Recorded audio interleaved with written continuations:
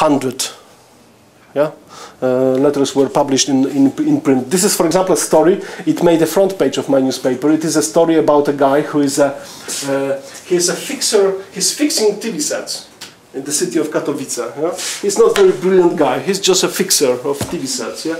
And he had in his drawer he had some photos, old photos, and he didn't know what is it, but he found it strange that it was a very beautiful woman. So he called our editorial office in the city of Katowice and said, "Can you help me, to find what is it? Because it is not my it's not my family. I don't know about such a grandmother or whatever. It's not.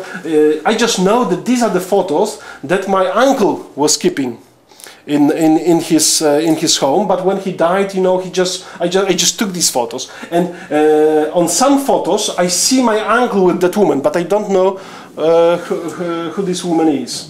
And I have never heard about any grandmother who was a boxer or whatever. And it turned out it was the most famous actress of Poland before the Second World War. And this actress, after we investigated, this actress had a fiancé when she was married. She had a fiancé, and the fiancé was the uncle of the TV fixer. So it was a beautiful, wonderful story for the newspaper, and we just got it like this. The guy just heard that the newspaper is interested in family stories, and he just called. Another example is when we have done a research about Polish fatherhood.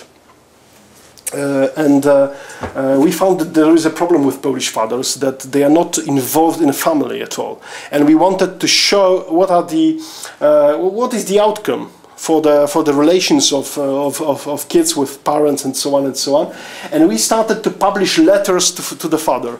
We invited people to write a personal letter to their fathers about what they didn't say.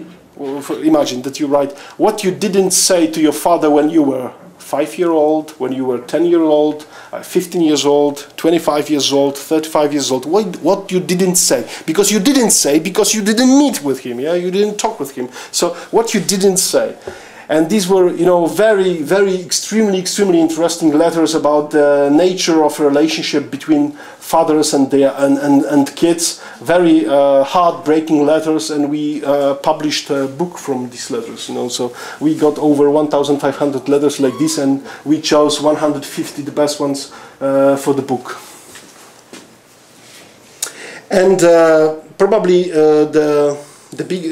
one of the biggest campaigns we have is when we ask mothers to review Polish hospitals, Polish maternity wards, because we believe that there is a lack of official information about the quality of services in Poland. So what we do, we ask our readers to evaluate it. And we are, for example, examining Polish maternity wards, and 40,000 mothers who really gave birth in the last 2 years, they were filling the form about the quality of service. Do they charge you or not? Because in theory in Poland the healthcare service is free, yeah? So in theory. Yeah? So do they charge it or not? Could your husband be present at the birth or not? Did they give you anti-pain pills or not?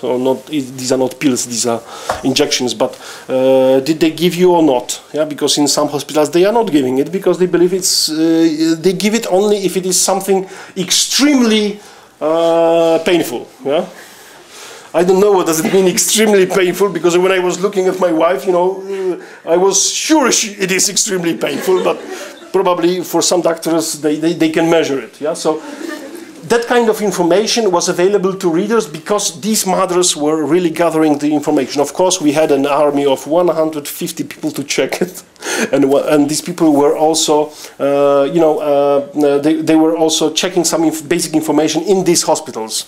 How many, beds they have, how many rooms, do they have separate rooms for, one single rooms or not.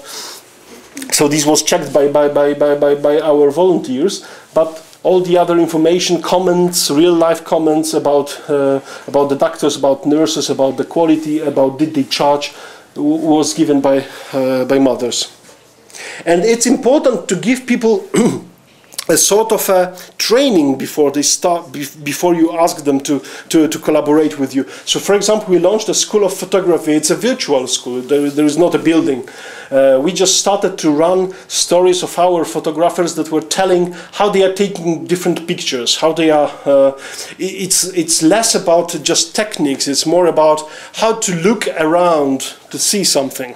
Yeah, and we started to run such stories in the newspaper. It was a weekly series, together with some practical examples. You know, how to take pictures of landscapes. You know, how to compose pictures. For example, how to take pictures of your kids. It's a very common thing that parents are taking pictures from their level. Yeah, so everything is looking like completely. Everything is smaller. Yeah, if you want to take pictures of your kids, you have to go to their level. Yeah, you have to be like this if you really want to show the world from their perspective. Yeah, so these were that kind of advice, and we launched a photo sharing site where people could post photos. They could make comments like Flickr. Yeah. And in just a year, we gathered 250,000 photos like this. These were not photos about any issue. We were giving assignments to readers. For example, show us a place in your city that you wouldn't show to any foreigner. Yeah? So we wanted to show the modern Poland in a different perspective. We wanted to discover something. Yeah? Show us, for example, the relation between young and old in Poland, what it really is, how it changed. Yeah? And these photos tell stories of modern Poland in a way. So this is what you can achieve with a collaboration.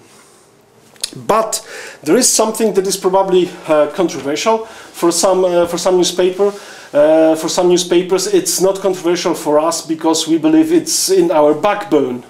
I just remind you, Gazeta was a newspaper that was launched by former opposition leaders. From start, this newspaper had a mission. This newspaper had a view of Poland that we want to have.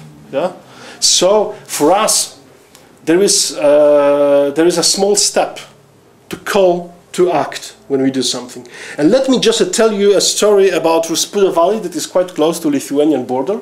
It's one of the wildest places in Poland because it is not changed by the infrastructure, by buildings, by cities and so on and so on. It's not urban area.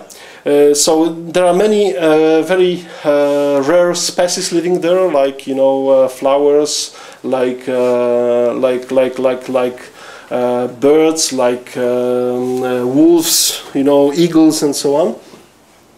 And the whole nature could be destroyed because of plans for a new highway to Lithuania in this place. Of course, Poland has to modernize, so they wanted to build highway exactly there, and they just felt that of course it's a natural. It's a sort of a natural reserve. It's called Nature 2000 area. It's an area that is protected by European Union in theory. So of course it's a natural heritage, but on the other hand, it would be so expensive to change the route. It's much better to go straight.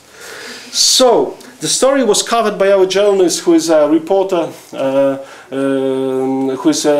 who was writing about nature and environment for my newspaper. His name is Adam Wajrak, and he just wrote on the front page